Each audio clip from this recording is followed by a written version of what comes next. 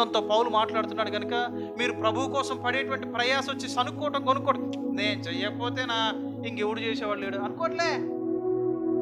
వీళ్ళకి దేవుని మీద ప్రేమ పెరిగిపోతా ఉంది, వీళ్ళకి దేవుని పట్ల విశ్వాసం పెరుగుతుంది కనుక సంఘంలో ఉన్నటువంటి బాధ్యతలను, వాళ్ళు చేయాల్సినటువంటి పనులన్నిటిని కూడా వీళ్ళు విశ్వాసంతో చేస్తున్నారంట, ప్రేమతో చేస్తున్నారంట.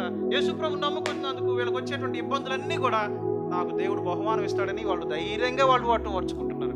ఈ మార్పు ఎవరు కలుగు చేశారు చెప్పండి?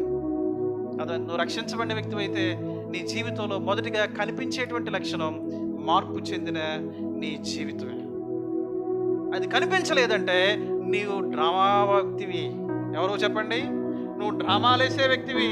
అది కనిపించలేదంటే, మార్పు చెందిన జీవితం కనిపించకపోతే నువ్వు ఒక యాక్టర్వి. సినిమాలో వాళ్ళు ఎవరు చెప్పండి? హీరోలా యాక్టర్లా? ఎవరు చెప్పండి? సినిమాలో వేసేవాళ్ళు వాళ్ళు హీరోలు కాదు, యాక్టర్స్. వాళ్ళందరూ నటించేవాళ్ళు. వాళ్ళు కాకపోయినా అలాగ నటిస్తారు కదా. వాటికే మనం ఏం చేస్తాం చెప్పండి? వాటికి డై హార్డ్ ఫ్యాన్స్ అయిపోతాం కదా.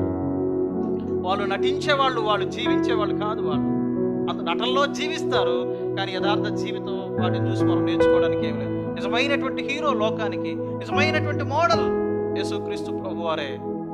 అర్థమవుతుందా?